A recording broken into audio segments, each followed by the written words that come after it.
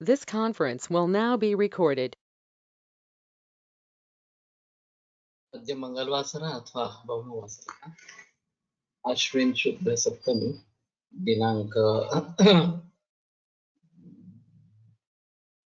12 October 2021 चरक निवासन अध्याय 1 आयुर्वेद विशेषायतन शंखं चक्रं गलकान्दतमृतघटं चारुदौर्भिश्चतुर्भिः सूक्ष्मस्वच्छातिरुद्यां शुकपरिविलसन् मौलिमम्भोजनेत्रं कालाम्भोदोज्ज्वलाङ्गं कटितटविलसच्चारुपीताम्बराढ्यं वन्दे धन्वन्तरिं तं निखिलगतवनप्रौढदावाग्निलीलम् प्रौढदावाग्निलीलम् ब्रह्मणो हि समारब्धा मात्रेयादेषु पूजिताम् अस्मदाचार्यपर्यन्तां वन्दे गुरुपरम्पराम् आयुर्वेदरतं वन्दे माधवाख्यं महागुरुम् आयुर्वेदामृतं सर्वं शिष्येभ्यो यः प्रदत्तवान् द्रष्टाज्ञानी दृष्टकर्मा कृतकर्मा तथैव च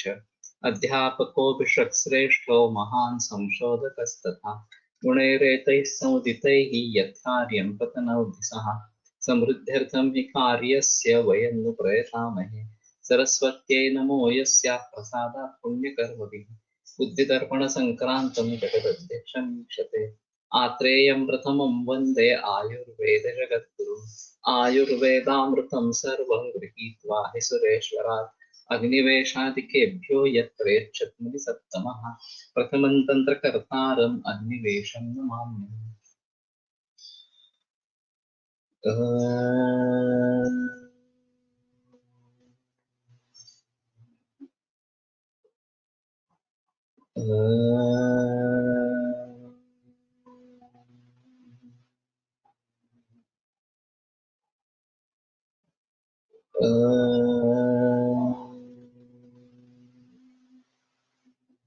ओम शांति शांति शांति।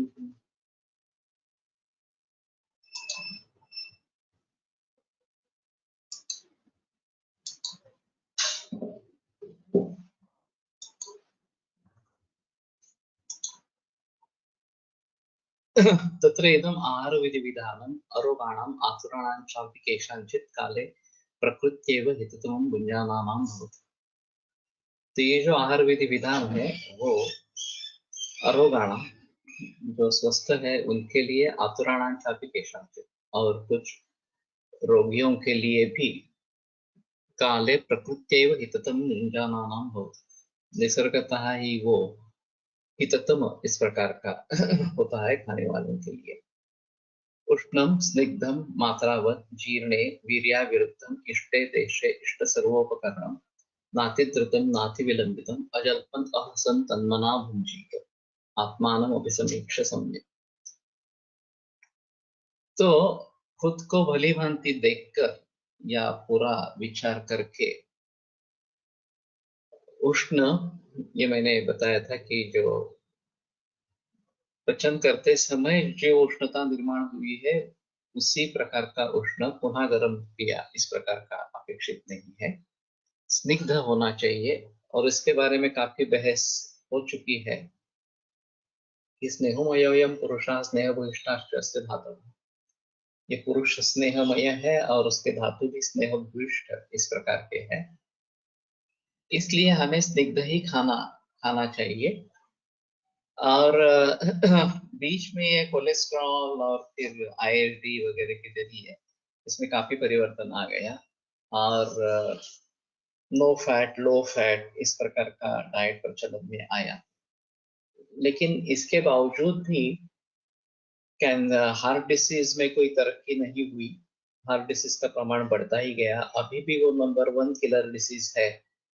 कैंसर अभी उससे आगे बढ़ेगा, लेकिन फिर भी heart disease number 1 killer disease है। उसमें मैकेनिकल सॉल्यूशंस ढूंढे गए हैं। तो खास करके जब कॉन्स्टिपेशन वगैरह जैसी समस्या है तो स्निग्ध आहार जरूरी इस प्रकार का रहेगा वात को काबू में रखने के लिए। और नियमित रूप से घृत का सेवन ये इसमें अहम मुद्दा इस प्रकार का है।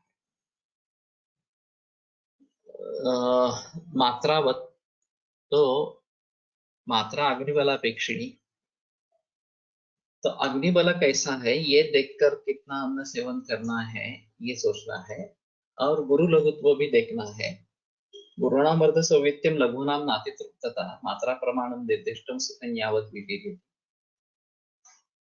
तो अपने सौवित्य से आधा ही गुरु पदार्थों का सेवन होना है, और लघु पदार्थ भी ज्यादा अति तृप्ति होने तक नहीं खाने हैं। तो एक बात अहम इसमें है कि हमें बहुत ही सजग इसके बारे में थोड़ा सा रहना पड़ेगा कि कितनी मात्रा में अन्न सेवन करना है। वैसे जो त्रिविध कुक्षीय में बताया गया है, एक तिहाई घन, एक तिहाई द्रव और एक तिहाई रिक्त छोड़ने का, इस प्रकार का वही सबसे अच्छा उपदेश है, और वही अगर हम कर पाएंगे तो ज्यादा अच्छा इस प्रकार का रहेगा। जीर्णे,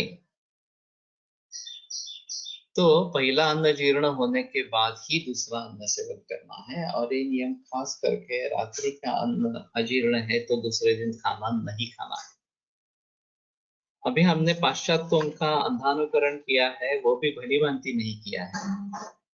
वहां ब्रेकफास्ट हेवी होता है, और लंच उससे भी लाइट होता है, और डिनर तो उससे भी लाइट होता है, और डिनर समय पे लिया जाता है, शाम 6-7 बजे उनका डिनर हो जाता है। हमारे यहाँ लंच भी हेवी, लंच भी हेवी, और डिनर तो सबसे हेवी इस प्रकार किया, वो भी देर से रात में, ये प्रचलन आ गया। तो ये बिल्कुल गलत इस प्रकार की सोच है, तो उसमें परिवर्तन लाना बहुत जरूरी इस प्रकार का रहेगा। तो जीर्णे अश्नीयात, जो पहला खाना पचन होने के बाद ही दूसरा खाना लेना है तब तक लेना नहीं है, और खास करके सुबह खाना खाते समय ये बात ध्यान में रखनी चाहिए। बहुत सारे लोग ऐसे हैं कि जिनको कुछ दवाइयों की जरूरत पड़ती है, डायबिटीज के लिए हो या फिर ब्लड प्रेशर के लिए हो, थायराइड की गोली हो, और कुछ इस प्रकार, और बताया जाता है कि खाली पेट अगर आप गोली लेंगे तो फिर तकलीफ होगी, इसलिए खाना खाकर ही गोली खाए। अब ये दुष्ट चक्र बन जाता है कि गोली नहीं लेंगे तो डिसीज पर काबू नहीं पाएंगे। गोली खाने के लिए खाना जरूरी है, और भूख है या नहीं है इसका कोई सवाल नहीं है, पहला अन्न जीर्ण हुआ है नहीं है उसका कुछ सवाल नहीं है, कुछ देखना ही नहीं है, बस खाते रहना है। तो इस प्रकार से जब पहला खाना पचन नहीं हुआ है और दूसरा सुबह का खाना ले लेते हैं नाश्ता जबरदस्ती, तो पहले का भी पचन नहीं होता है, दूसरे का भी पचन नहीं होता है, और धातुओं की निर्मित की प्रक्रिया ही अधूरी, बदकच्ची इस प्रकार से हो जाती है, और फिर इससे जो बीमारियां निर्माण होती है वो काफी देर तक चलने वाली और दुरुस्त करने में काफी कठिन इस प्रकार की। तो हमारा पहला मकसद ये रहेगा कि खाना जब भूख लगे तभी खाना ले, और पहले अन्न का पचन हो जाए तभी खाना ले। भूख भी क्षुधा और बुभुक्षा, इसमें अंतर करना चाहिए। भोक्तुमिच्छा बुभुक्षा है, वहां क्षुधा होगी ऐसी बात नहीं है।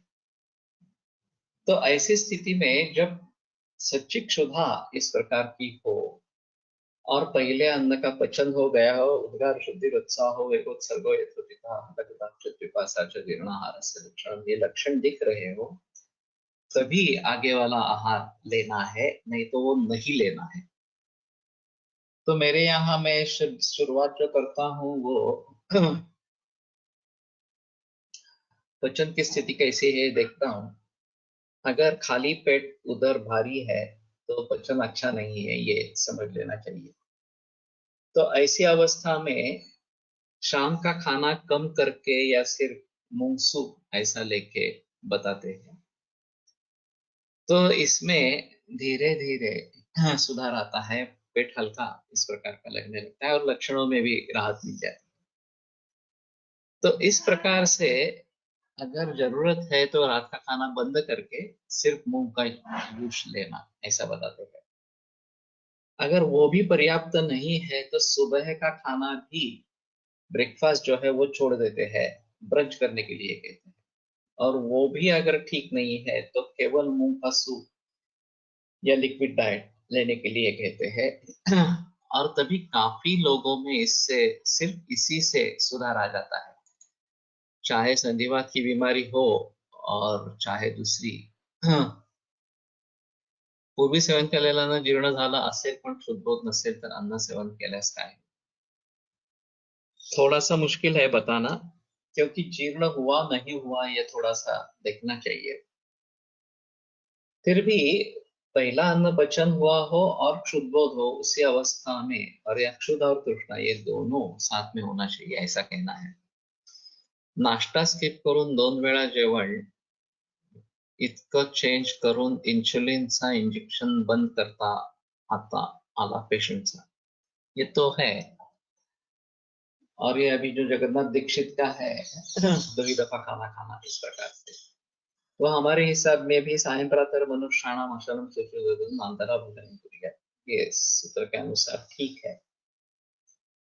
फिर भी उसमें ऐसा है कि आमाशय की कैपेसिटी कितनी है, पचन करने की क्षमता कितनी है, और क्षुद्बोध या अभ्यवरण शक्ति कितनी है, इन तीनों बातों पर 2 ही दफा खाना कब तक चलेगा क्या या नहीं चलेगा,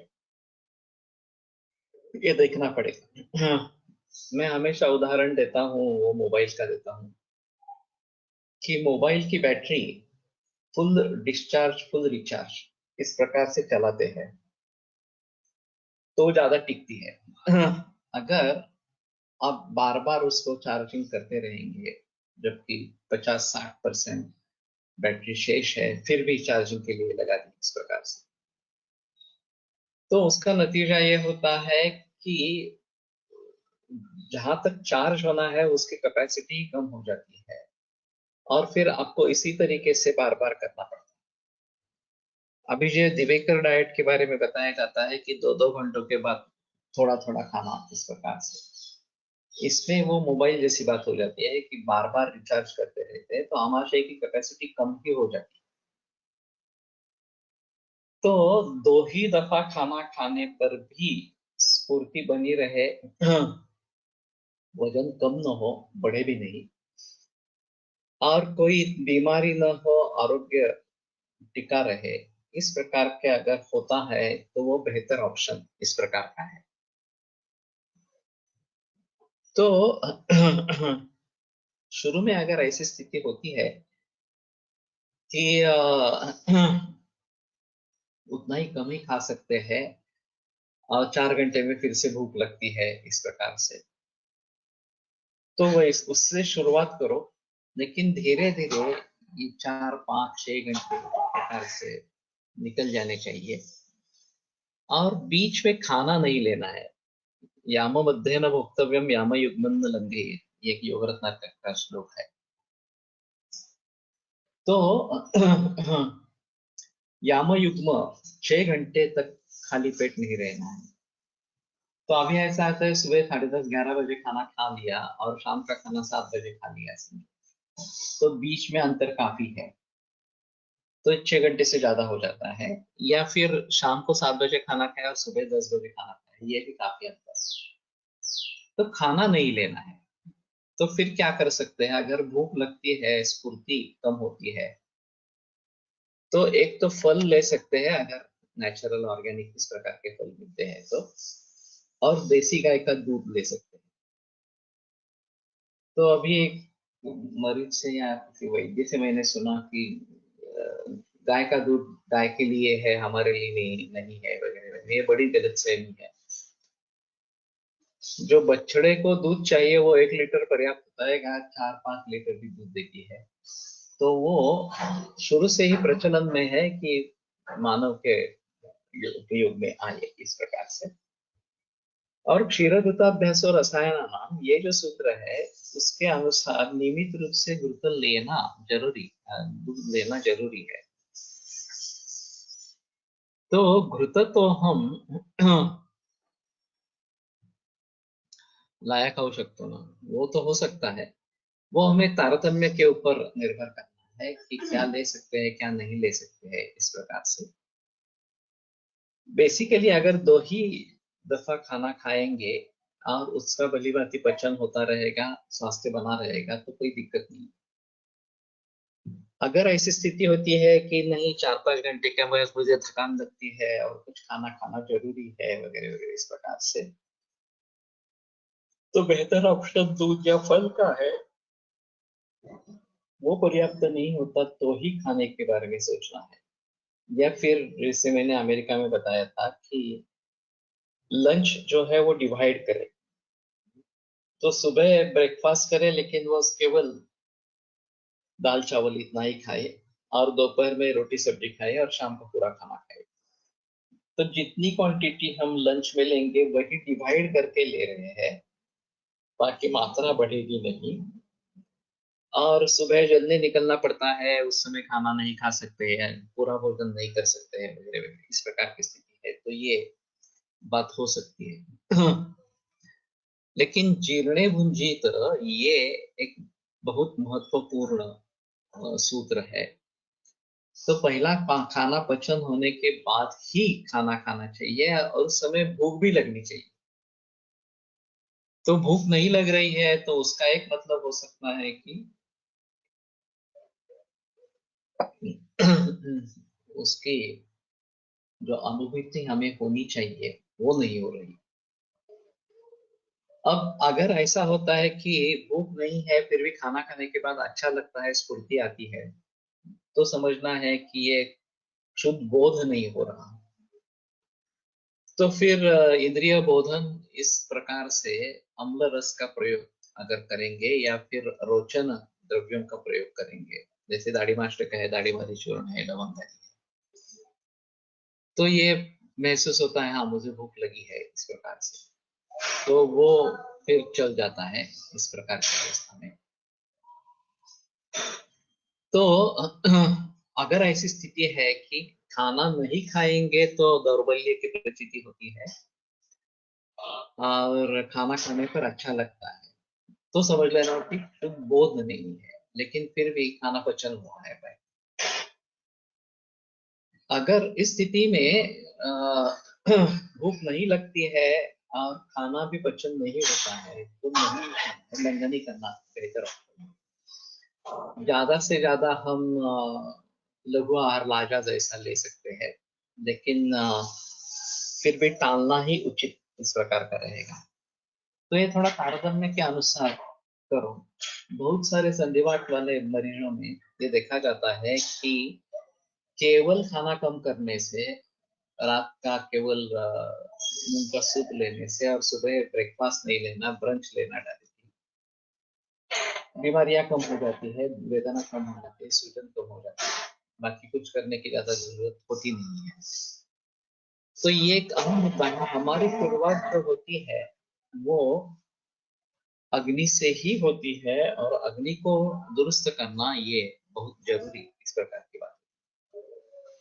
तो जीर्णे अश्नियात कि पहला भोजन जीर्ण होने के बाद ही करे। वीर्य वीर्य अविरुद्धम इस प्रकार का देना है, तो दूध के साथ मत्स्य लेना ये वीर्य विरुद्ध, वीर्य विरुद्ध है, तो इस प्रकार का नहीं होना है। इष्टे देशे देश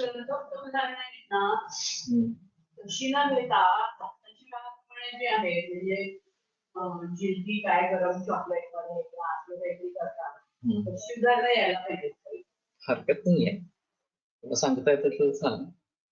अभी आइसक्रीम में हॉट चॉकलेट डालते हैं। ये भी अजीब तरीका है, इस प्रकार के जलाते हैं आइसक्रीम को, ये भी अजीब तरीका है।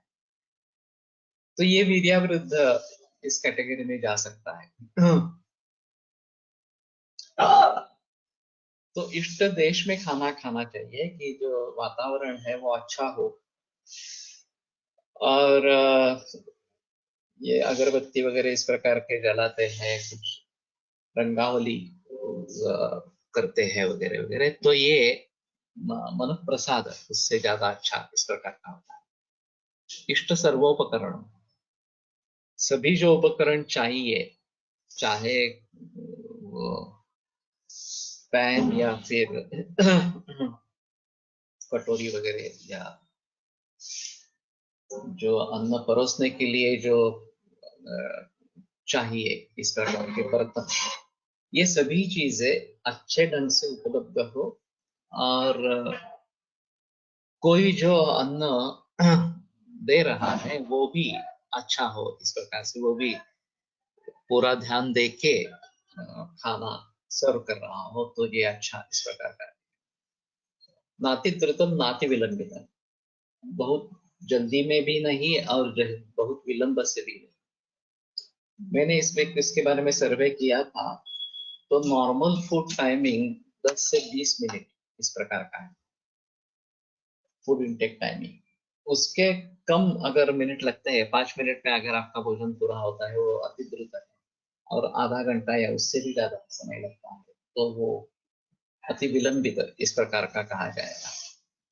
और दोनों तरीके के लोग दिखते हैं, बहुत जल्दी खाने वाले और बहुत शांति से धीरे धीरे खाने वाले,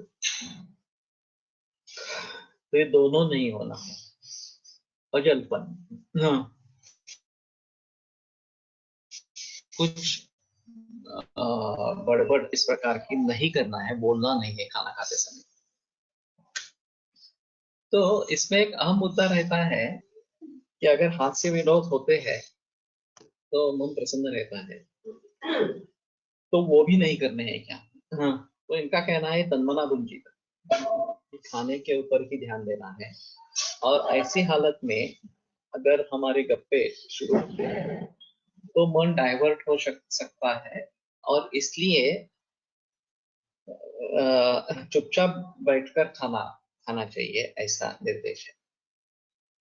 अब सभी परिवार के सदस्य खाना खाने के लिए ही इकट्ठा आ रहे हैं, तो शायद ये बात हो सकती है थोड़ा हास्य विनोद इस प्रकार का हो और कुछ विचारों का आदान प्रदान वगैरह इस प्रकार का हो, लेकिन बेहतर ऑप्शन है कि उसके लिए अलग समय बाद में निकालें।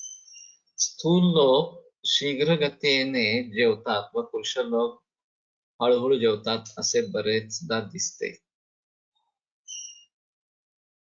देखना पड़ेगा हमारा अगर ऑब्जर्वेशन है तो भोजस गुण साधगुण्य पर उसका आगे सभी का कार्यक्रम बताया, ये करने से क्या होता है वगैरह इस प्रकार से। तो ज्यादा तेज जल्दी से भी नहीं और ज्यादा धीमे से भी नहीं, इस प्रकार से ही खाना चाहिए इस प्रकार से। तो अजलपन के बारे में बात कर रहा था कि अगर परिवार के सभी सदस्य खाना खाने के समय ही इकट्ठा मिलने वाले इस प्रकार के हैं, तो ये बात संभव होती है कि बच्चों को पानी देना, उनको पोसना, ये बात भी उस समय में हो सकती है, तो वो तो टालनी है। जब हम खाना खा रहे हैं तब तो संतुष्ट या प्रसन्न मन से ही खाना खाना चाहिए। किसी भी प्रकार से इस प्रकार के विषय जो तनाव निर्माण करे वो नहीं लेना है। और वैसे पूरे दिन भर में, दिन और रात्रि में तनावपूर्ण स्थिति होनी ही नहीं चाहिए। प्रसन्नत्व ये एक आवश्यक चीज है और ये स्थूल पचन के लिए भी आवश्यक है, और सूक्ष्म पचन जो धातु स्तर पर है या पांचभौतिक स्तर पर है उसके लिए भी सौमनस्य आवश्यक। तो किसी भी हालत में हमें दुखी रहना चाहिए, चाहे सचमुच कारण हो या कारण बिल्कुल नहीं है, फिर भी हमारी आदत बन गई है कि हमें दुखी रहना है इस प्रकार। एक दुर्योधन और युधिष्ठिर के बारे में एक कथा कही जाती है कि दुर्योधन को कहा गया कि पूरे नगर में घूम के आओ और कोई ऐसी व्यक्ति ढूंढ के लाओ कि जिसमें कोई दुर्गुण नहीं है। तो वो आया, खाली हाथ लौट आया और बताया कि नहीं नहीं, ऐसे एक भी व्यक्ति नहीं है। युधिष्ठिर को कहा कि अब तुम जाओ और एक ऐसी व्यक्ति ढूंढ लाओ जिसमें एक भी सद्गुण नहीं है। वो भी खाली हाथ लौट के परत वापस आया। तो कहने का तात्पर्य ये है कि हम जिस दृष्टि से देखते हैं उसके आधार पर हमें सुख लेना है, दुःख लेना है या न्यूट्रल लेना है, ये निश्चित करना है. रोजच्या ताटात अनेक पदार्थ असतात, काही शीतवीर्य, काही उष्णवीर्य. मग वीर्य विरुद्ध हे कसे पाळले जाते? इसमें ऐसा होगा कि कॉम्बिनेशन अगर करेंगे तो ज्यादा तकलीफ वाली बात होगी, और बहुत ही विरुद्धान्न इस प्रकार का है तो नहीं लेना है. वैसे उन्होंने रसों के बारे में क्रम बताया है. विशेक्षमोच चोचामर मोदकोत्कारिकादिकम अद्याद्रव्यम गुरुस्निग्धम स्वादुमंदम स्थिरम पुरा. गुरुस्निग्ध मंद ये जो द्रव्य है वो पहले खाने चाहिए. अम्ल अंत कषाय कटु तिक्तक ये बाद में अंत में लेना है, और मध्य अम्ल लवणोत्कट. तो मधुर स्निग्ध शीत ये सभी वात का शमन करने वाले, कफ को बढ़ाए देने वाले इस प्रकार के हैं, वो शुरू में खाते हैं तो उसका सीधा इफेक्ट अपान वायु पे मिलता है. बीच में अगर अम्ल लवणोत्कट इस प्रकार से खाते हैं तो सीधा इफेक्ट अग्नि पर या पित्त पर मिलता है, और अंत में कटुतिक्त कषाय खाते हैं तो सीधा इफेक्ट कफ दोष पर मिलता है जो ऊपरी स्थित है. तो इस तरीके से अगर खाना खाएंगे तो ये वीर्य विरुद्ध इस प्रकार का नहीं रहेगा, लेकिन ये सोच समझकर खाना इस प्रकार से आवश्यक रहेगा. तो मैं अजलपन वाली ही बात कर रहा था कि खाना खाते समय बकबक नहीं करनी है, बोलना नहीं है, वैसे पढ़ना भी नहीं है, टीवी भी नहीं देखना है. बहुत सारे लोग टीवी के सामने आकर बैठकर खाना खाते हैं और वहां सीरियल्स चालू रहती है, और सीरियल्स अभी जो है उसमें खलनायक खलनायिका और खलनायक नायिका इस प्रकार के दोनों होने की जरूरत है, और फिर उनकी कुटिल नीतियां चलती रहती है. तो उन सभी का हमारे मन के ऊपर परिणाम होता रहता है, और इस अवस्था में अगर खाना खाते रहेंगे तो सौमनस्य जो चीज आवश्यक है वो नहीं रहेगी. और इसलिए टीवी भी नहीं देखना है खाना खाते समय इस प्रकार से. पुराने जमाने में रेडियो को सुनते थे, वो भी अच्छा इस प्रकार का नहीं है. कुछ लोग पढ़ते हैं, वो भी अच्छा नहीं है. तो श्रीखंडाचा एक घास घेतला, मागोमाग चटणी तोंडी लावणे केले तर वीर्य विरुद्ध होईल का? मुश्किल है बताना इस प्रकार से. वीर्य विरुद्ध किसको कहेंगे? उष्ण शीत वीर्य ये एक बात है उसमें जो एक दूसरे से विरुद्ध इस प्रकार का है. तो एक उष्ण एक शीत है, एक उष्ण एक शीत. ऐसे लोग बहुत करते हैं कि बाहर का घूमने के लिए जाते हैं और फिर पानी पूरी भेल वगैरह इस प्रकार के आइटम्स खाते हैं, और वो बहुत ज्यादा तीखा हो गया, पित्त बढ़ गया, ऐसा करके आइसक्रीम खाते हैं उसके ऊपर. तो ये भी वीर्य विरुद्ध इस प्रकार का ही है. हाँ, कुछ हद तक पित्त का शमन होता है आइसक्रीम से, ये बात सही है. फिर भी पहले वो ही ज्यादा नहीं खाना है, और अंत में इस प्रकार का आइसक्रीम खाना ये तो हमारे क्रम में है. वैसे डेजर्ट्स अंत में लिए जाते हैं, वो बराबर नहीं. अभी की जो बुफे डिनर्स होते हैं उसमें शुरुआत सूप से करते हैं, तो कई जगह मैं पहले डेजर्ट ले लेता हूँ और फिर बाद में सूप वगैरह इस प्रकार का लेता हूँ, या अंत में सूप लेता हूँ. तो इस परिस्थिति में शुरू में क्या लेना है, बाद में क्या लेना है, वहां कल्पना तो ऐसी है कि ये एपेटाइजर के रूप में काम करता है सूप जो है. तो धीरे धीरे उसको सेवन करते रहेंगे और फिर भूख बढ़ती रहेगी तो खाना खाएंगे, इस प्रकार का कंसेप्ट. अभी इतनी भीड़ होती है हमारे यहाँ कि इतनी देर वहां पे रुकना ये भी काफी मुश्किल इस प्रकार का हो जाता है. तो फिर एक के बाद ऐसा करके, और वो घूमते फिरते खाना होता है, वो भी एक्चुअली अच्छा नहीं है. तो अभी ये जो ट्रेडिशंस आई है बुफे डिनर की वगैरह वगैरह, उसमें हमें परिवर्तन लाना जरूरी इस प्रकार का है। तो आहार में सभी का समावेश होना तो आवश्यक है। सभी वीर्य, जैसे उष्ण शीत है, गुरु लघु है, स्निग्ध रूक्ष है, ये सभी अष्टविध वीर्य को अगर मानने की कोशिश करेंगे तो ये सभी हमारे आहार में होने चाहिए। कब कैसा लेना है ये थोड़ा सा उसके बारे में सोचना पड़ेगा।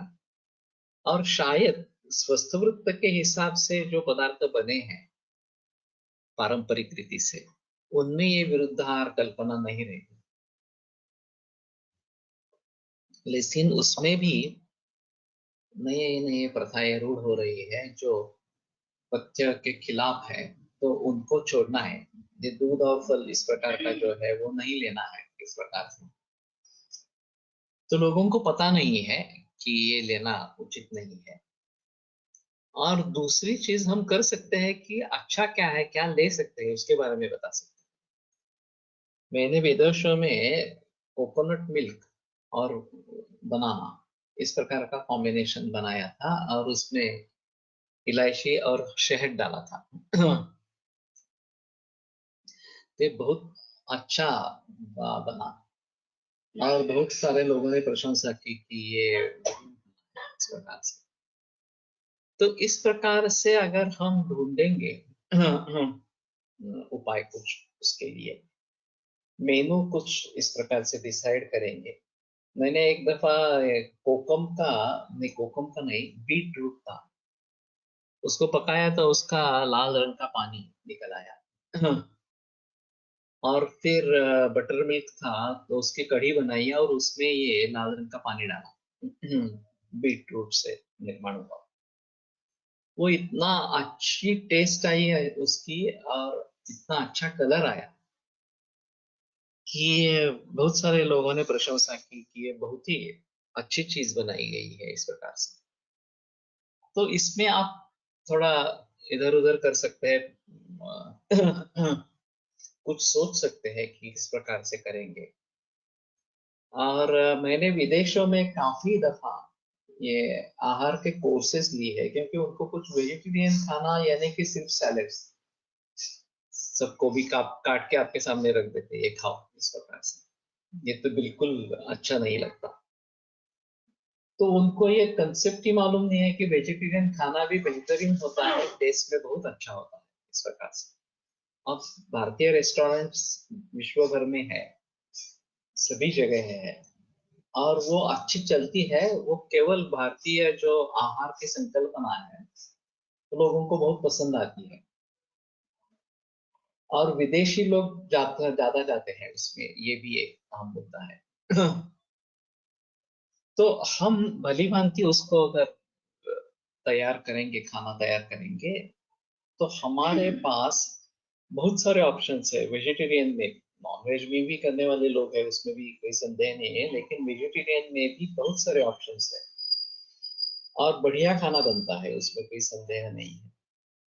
तो मैं उनको सिखाता था कि ये किस प्रकार से बनाना है, क्या है, और कुछ नए नए प्रयोग भी उसको एक साथ में करता था। लेकिन जो भी प्रयोग किए हैं वो सभी प्रशंसनीय रहे हैं वहां पे, और तारीफ उसकी अच्छी लोगों ने की है। हसन, तो हंसना भी नहीं है खाना खाते समय, तो खाने पर ही ध्यान देना है, ये सबसे अहम मुद्दा इसमें है कि हमारा डाइवर्ट कहीं पे न हो, जो अटेंशन जो है वो। तो अगर हंसी खिलाफ करते हुए भी खाना खाते हैं तो दुखी अवस्था में खाना खाने से बेहतर है, उसमें कोई संदेह नहीं। लेकिन उसके भी आगे प्रसन्न मन से, लेकिन इस प्रकार का वार्तालाप हंसी मजाक न उड़ाते हुए करेंगे तो ज्यादा अच्छा इस प्रकार का।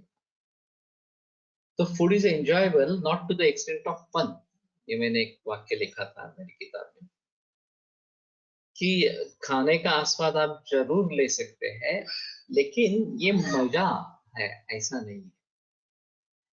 मजे के लिए खाना खाना है ये बात अलग रहेगी। तो हमारे सेहत के लिए खाना खाना है, यही आवश्यक होगा। तन्मना भुंजीत। और ये सबसे अहम है कि पूरा कंसंट्रेशन हमारा खाने के ऊपर ही हो, तो भली भांति उसी में लग जाए और आदर पूर्वक खाना सेवन करना चाहिए। नहीं तो कुछ लोगों की ये आदत होती है कि ये कैसा खाना बना है, इसमें नमक कम है, ज्यादा है, वगैरह वगैरह, इस प्रकार के खाने के कोसते रहते, निंदा करते। ये तो टालना ही है। मेरे एमपीएन का थीसिस चल रहा था और टाइपिंग करने वाले एक आदमी थे, डोंगरे करके, काफी बूढ़े थे, लेकिन संस्कृत टाइपिंग करने वाले बहुत ही कम लोग थे, तो उनमें से वो थे और समझते भी थे संस्कृत अच्छा। तो मेरा भोजन विधि के ऊपर था और उसमें अनिंदन, अनिंद्यम वगैरह इस प्रकार की बातें थी कि आहार की निंदा नहीं करनी है और अन्य निंद्य भी नहीं होना है, इस प्रकार से। तो उन्होंने कहा अरे बाप रे, तो मैं खाना ही नहीं खा सकूंगा, मैं तो हर रोज खाने को कोसता रहता हूँ। तो मैंने कहा अभी छोड़ दो ये आदत, खाने की प्रशंसा करने के बारे में सीखो और खाने की प्रशंसा करके खाना खाना है, ये इसमें एक अहम मुद्दा इस प्रकार का रहेगा। तो तन्मना भुंजीत, उसके ऊपर ध्यान देकर ही खाना खाना है, किसी दूसरी ओर ध्यान हो और खाना चल रहा है, ये वर्किंग लंच, ये कंसेप्ट है अभी विदेशों में खास करके। तो खाना खाते खाते वर्क भी होता है और डिस्कशंस होते रहते हैं, वगैरह वगैरह, ये बराबर नहीं। आप चाहे 15-20 मिनट ही दे दो, लेकिन 15-20 मिनट अलग होकर खाना खा के फिर वापस मीटिंग में आना, ये ज्यादा बेहतर ऑप्शन इस प्रकार का। तो हमारी जो इमोशंस है वो इसमें बाधा डाल सकती है खाने के पचन के बारे में, और फिर उसका नतीजा अच्छा नहीं होगा कि स्वास्थ्य हमारा नहीं बना रहेगा इस प्रकार से। तो तन्मना भुंजित आत्मानम अभिसमीक्ष्य सम्यक, और मुझे क्या सूट होता है क्या नहीं होता है, ये अच्छी तरीके से जानकर खाना खाना चाहिए। तो पहले खुद की परीक्षा करनी है कि किस प्रकार से खाना लेना है और किस प्रकार का खाना लेना है। तस्य साद्गुण्यम उपदेक्षामः, अभी जो बताया उसका साद्गुण्य, उसके गुण क्या है ये बताते हैं। उष्णमश्निया, उष्णम ही भुज्यमानम स्वदते। तो स्वद आस्वादने, स्वद का मतलब आस्वाद इस प्रकार का है, तो गर्म खाना खाते हैं तो उसका आस्वाद अच्छा लगता है इस प्रकार। भुक्तंच अग्निम औदर्यम उदीरे, खाना खाने के बाद जो जाठराग्नि है उसका उदीर्ण हो जाता है।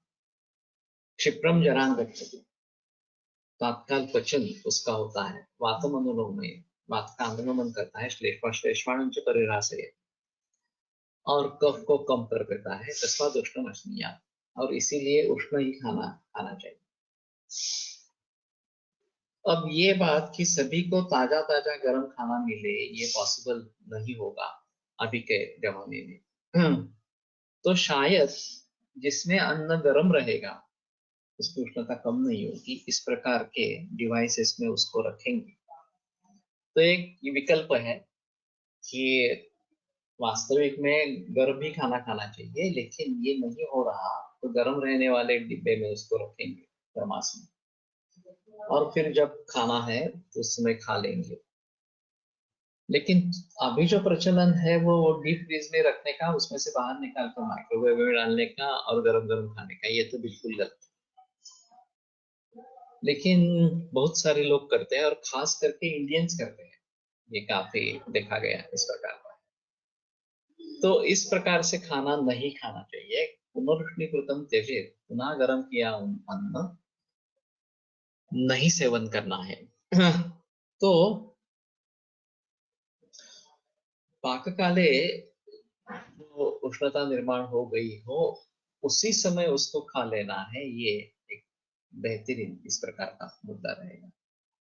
स्निग्धम अश्नीयात्, स्निग्धम ही भुज्यमानम स्वदति, कि स्निग्ध खाने से उसका आस्वाद अच्छा इस प्रकार का आता है।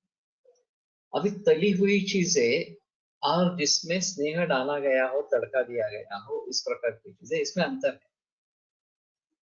तेल में तली हुई चीजें खासकर विदाई बनती है, पित्त को बढ़ावा देती है।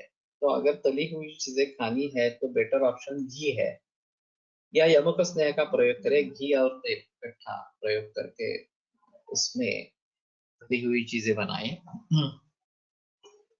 और ये केवल त्योहारों के दिन ही करना है, ये भी बात ध्यान में रखें।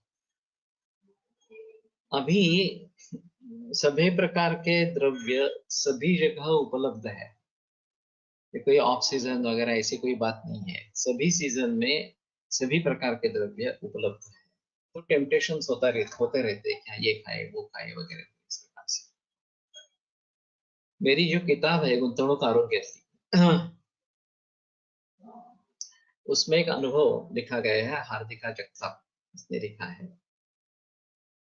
और एक्चुअली हुआ ऐसे कि उसने सब लिख दिया है अपने बयान में कि वो घर पे खाना खाती ही नहीं थी। कुछ ऐसा ही जरा लोगों को करने के लिए, दिखाने के लिए कुछ थोड़ा सा खा लेती थी, और थोड़ा टिफिन लेके जाती थी। और फिर शाम को जब निकलती थी तो रास्ते में बहुत सारे रेस्टोरेंट्स या फूड मॉल्स वगैरह वगैरह इस प्रकार के हैं, वहाँ खाना खा के घर पे आती थी। और फिर भी वो मुझे भूख नहीं है, मैं खाना नहीं खाऊंगी, इस प्रकार से। और ये बरसों तक चलता रहा। फिर उसको तकलीफें शुरू हुई, और सोनोग्राफी हुई, उसमें कुछ गंभीरता वाली बातें थी। तो मेरे एक छात्र ने उसको सलाह दी कि तुम गार्गिल सर के पास जाओ, इस प्रकार से। तो वो मेरे पास आई। मैंने जब जो देख लिया कि हर रोज होटलिंग है और इतने सारे पदार्थ, तो वो बोले कि मुझे एक भी फूड जॉइंट ऐसा मालूम नहीं है, या ऐसा नहीं है कि जिसके बारे में मुझे मालूम नहीं है कि इसमें क्या मिलता है वगैरह, इस प्रकार से। मैंने सभी प्रकार का अन्न टेस्ट किया है, सभी जगह इस प्रकार से। तो फिर मैंने कहा कि ये तो समय छोड़ना पड़ेगा, रात को जल्दी सोना पड़ेगा, सुबह जल्दी उठना पड़ेगा। तो उसने अनुभव लिखा कि 8 दिन वो सो नहीं पाई। तो मैं क्या करूं, मुझे ये छोड़ना नहीं है, लेकिन मेरी बीमारी ऐसी है कि अब मुझे ये छोड़ना ही पड़ेगा, इस प्रकार से। फिर एक बार उसने निश्चय कर लिया तो सभी फॉलो करना आरंभ किया। और उसमें जो अनुभव लिखा तो वो अंग्रेजी में लिखा था, तो वो भाषा भी बहुत अच्छी थी। तो मैंने कहा कि ये तो बहुत बढ़िया लिखा है तुमने, ये मैं पुस्तक में छपवाऊंगा। तुम ही अगर इसका मराठी करोगी तो ज्यादा बेहतर है, और नहीं तो हम करवा लेंगे। तो वो भी नहीं, मैं करूंगी। तो उसने मराठी भी कर लिया, या वो भी मैंने छप दिया, दोनों छपवाए पुस्तक में। तो कहने का तात्पर्य अर्थ ये है कि वो पूरी बदल गई। और फिर हमने एक प्रयोग भी किया उसके ऊपर, हम कोकण में उसको लेके गए थे, और वहां पे दिनचर्या वगैरह के बारे में उसका सेशन लिया। वो अकेली थी एक्चुअली। लेकिन फिर भी ये भी हमारे लिए बड़ा अनुभव इस प्रकार का रहा कि वो बहुत कुछ बातें वहां पे सीख गई, जो मैं एक लाइफस्टाइल के बारे में इस प्रकार से वर्कशॉप्स करना चाहता हूँ, 1 2 3 3 दिन इस प्रकार से। तो ये बात उसमें हो सकती है कि इस प्रकार के वर्कशॉप्स हम कंडक्ट कर सकते हैं। राईस कुकर मध्ये भात शिजल्यानंतरही 3 तास गरम राहतो, असेच इतर भाजी आमटी असे गरम ठेवल्यास फायदा होईल का? कारण प्रत्येकाच्या जेवणाच्या वेळा वेगळ्या असतात बरेचदा। इसमें ऐसा है थोड़ा सा कि राइस कुकर में तो वो गर्म रहता है 3 घंटे तक, वो ऑन वार्म मोड पे जाता था, और वो थोड़ा धीरे धीरे ही पचन करता है। तो एक बेटर ऑप्शन है, इलेक्ट्रिसिटी पर निर्भर है। और इसमें आप अगर खिचड़ी वगैरह कुछ डालना करना बनाना चाहते हैं तो वो भी अच्छी बनती है, या वेजिटेबल राइस वगैरह पुलाव इस प्रकार से बनाना चाहते हैं तो वो भी अच्छा रहता है। तो इसी प्रकार से अगर कुछ है तो अच्छा है। कुकर भी इस प्रकार के आते हैं जो वार्म मोड पर रखते हैं इस प्रकार से। उष्णम अग्निम औदर्यम उदीर्यते म्हणजे स्निग्धमध्ये अनुदीर्णम अग्निम उदीर्यते असे म्हटले आहे.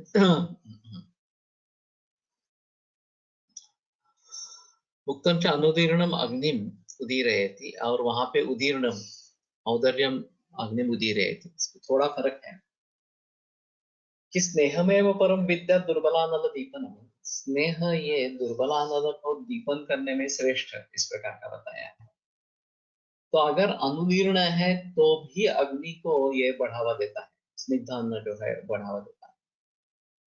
इसलिए अकृतयुष और कृतयुष, ये जो बात बताई शुरू में अकृतयुष है और बाद में कृतयुष इस प्रकार का है. तो अग्नि का उदीरण करने के लिए स्निग्ध गुण चाहिए, और वैसे भी अग्नि का उदीरण करने के लिए उष्ण गुण तो है ही, बताया ही गया है. तो स्निग्ध की एक खासियत रहेगी, नानम स्नेह समिद्ध से क्षमाया अन्नम सुगुरवत, स्नेह से जो अग्नि बढ़ता है वो दूसरे किसी से बढ़ता नहीं. अभी बहुत सारे रोगों में शुरू में स्नेहपान आता है. पांडुरोगी पिबेत सर्पी आदव कल्याण का भयन होती, जो बात बताई गई है. तो उसमें उस रोग के हिसाब से कुछ व्रतों का निर्देश इस प्रकार का होता है, और इससे अग्नि भी बढ़ता है. उस रोग के लिए तो व्रत फायदेमंद है ही, लेकिन अग्नि भी उससे बढ़ता है और स्वास्थ्य सुधरता है.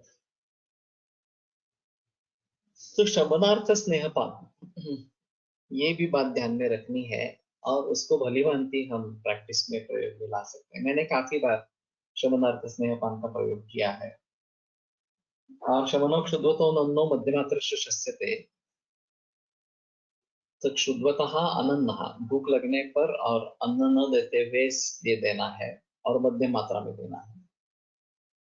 और ब्रूहण रसमध्यादेश भक्तोल्पो हितस्य च, ब्रूहण जो है वो भक्त के साथ अन्न के साथ देना है, अल्प देना है, और उससे वजन बढ़ना वगैरह, ये बात ब्रूहण इस प्रकार का होता है. एक साथ भोजन और एक साथ भजन एकूण कौटुंबिक स्वास्थ्यासाठी उपयुक्त. तो ये है वास्तविक में परिवार की जो संकल्पना है वो काफी टूटती जा रही है. तो हमें उसके बारे में थोड़ा सजग होना है. वास्तविक में ऐसा है कि अभी न्यूक्लियर फैमिलीज हो गई, और नाना नानी दादा दादी ये घर पे होना ये सौभाग्य का लक्षण इस प्रकार का हो गया अभी. अगर अच्छे रिलेशंस परिवार के सभी सदस्यों के एक दूसरे के साथ है, तो आपातकाल स्थिति में एक बहुत बड़ा सहारा इस प्रकार का होता है. एक विश्वास का वातावरण होता है कि मैं विश्वास के साथ किसी को बता सकता हूँ मेरे सुख दुख का क्या है, मेरे भावना ये क्या है, इस प्रकार से. और दूसरे लोग भी सही तरीके से राय देते हैं कि क्या करना उचित है क्या नहीं है, इस प्रकार से. लेकिन ये बात अब रही नहीं. जनरेशन गैप ये काफी महत्वपूर्ण हो गया. टेक्नोलॉजी बदलती गई, और बूढ़े लोग जो है वो टेक्नो से अभी नहीं हो सकते कि उसको इजीली अडॉप्ट नहीं कर सकते, तो वो पिछड़ जाते हैं, ये भी बात होती है. और फिर संवाद नहीं होता. अब संवाद के इतने सारे माध्यम होने के बावजूद भी संवाद कम होता जा रहा है. व्हाट्सएप पे चैटिंग करेंगे लेकिन आमने सामने बैठकर नहीं बोलेंगे, ये काफी इस प्रकार से देखा जाता है. तो एक संवाद पूरे परिवार में होना बहुत जरूरी इस प्रकार का रहेगा. चर्चा होगी लेकिन ये वितंडा नहीं होगा. ये वाद संभाषा इस प्रकार की होनी चाहिए। हर एक के अलग अलग मुद्दे हो सकते हो, सोच हो सकती है, लेकिन उसको ध्यान में रखते हुए उसमें अगर कुछ गलतियां हैं तो उसको दूर कैसे करेंगे, और उसमें फायदा है तो वो उसको बढ़ाएंगे कैसे, इन सभी के बारे में सोचना है। और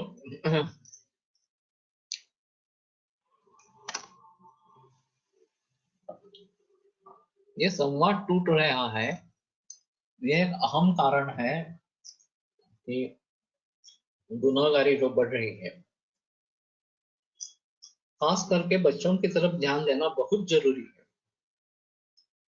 और अभी की स्थिति में ऐसा हो गया है कि बच्चों की देखभाल कौन करेगा? ना माँ को फुर्सत है, ना पिता को फुर्सत है। उनको किस प्रकार की संगति है इसके बारे में भी कुछ पता नहीं है। और अगर हम उनको पैसे देते हैं तो बिगड़ने के चांसेस बहुत ज्यादा होते हैं। तो ऐसी सब अवस्थाओं में वो अगर बिगड़ गए तो दोष किसका है? तो मेरा मंतव्य है कि ये कुटुंब पद्धति, परिवार संकल्पना फिर से वापस आनी चाहिए। एक दूसरे के लिए प्रेम, विश्वास, आदर ये होना है। और सोच समझ कर सभी बातें होनी चाहिए। तो अभी ये काफी मुश्किल लग रहा है, लेकिन फिर भी विदेशों में अभी इसका प्रचलन आने लगा है कि वहां शादियां होती ही नहीं है। ज्यादातर केवल 25% शादियां होती है, और उसमें भी 5-10% टिकती है, बाकी सब डिवोर्स में चले जाते हैं। तो इसका कारण है कि स्वतंत्रता। हर आदमी, हर बच्चा स्वतंत्र है, ये मानना है, और उसके मुताबिक अपने मर्जी से कुछ भी करे, ये बातें होती रहती है। हमारे यहाँ 8 वर्षात बालः, 16 बरस तक वो बाल ही है। उसको उसकी समझ ठीक नहीं है, अधूरी है। और माँ बाप का या अन्य लोगों का संरक्षण, मार्गदर्शन उनके लिए आवश्यक इस प्रकार का है। उस समय में अगर हम उनको सुधार लेते हैं तो ये गुनहगारी वगैरह जो अभी बहुत ज्यादा बढ़ने लगी है वो नहीं होगी। अमेरिका में इस प्रकार से इंसिडेंसेस हुए हैं कि 6-7 बरस का लड़का पिस्तौल लेकर घर वालों को ही शूट करता है। इस प्रकार से 2 बार ये हादसा हुआ। फिर काफी हलचल मची कि 6-7 बरस के बच्चों को ये कहाँ से सीखा उसने? टीवी सीरियल से सीखा। और सभी समस्याओं का हल हिंसाचार है, ये जो दिखाते थे इस प्रकार के टीवी सीरियल्स में या पिक्चर्स में, वो सबसे बुरा असर इस प्रकार का करता है। और लोगों को पता ही नहीं चलता कि हर समस्या का हल किस प्रकार से हो सकता है। तो इन सभी के बारे में सोचना बहुत जरूरी है। और अगर परिवार का बॉन्डिंग अच्छा हो तो बहकने की शक्यता बहुत कम इस प्रकार की होती है। तो ये काफी महत्वपूर्ण मुद्दा है। और स्त्री मुक्ति के बारे में जो भी कुछ बहस हुई है, उससे फायदा कितना हुआ है, नुकसान कितना हुआ है, इसके बारे में तो इसमें एक परिवार की हानि एक अहम मुद्दा इसके बारे में है। ठीक है, आज रुकते हैं, कल आगे बढ़ेंगे।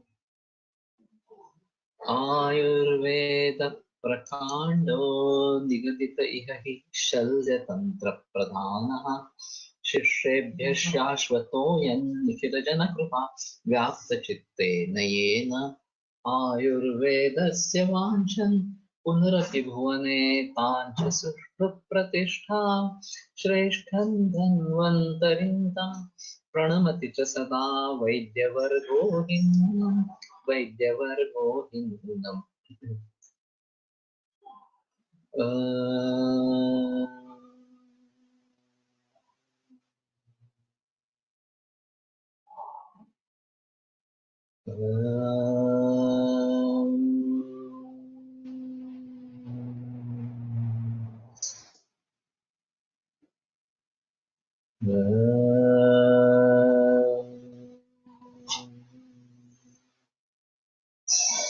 ओम शांति शांति शांति। विरम्यते व्याख्यान व्यापारात्।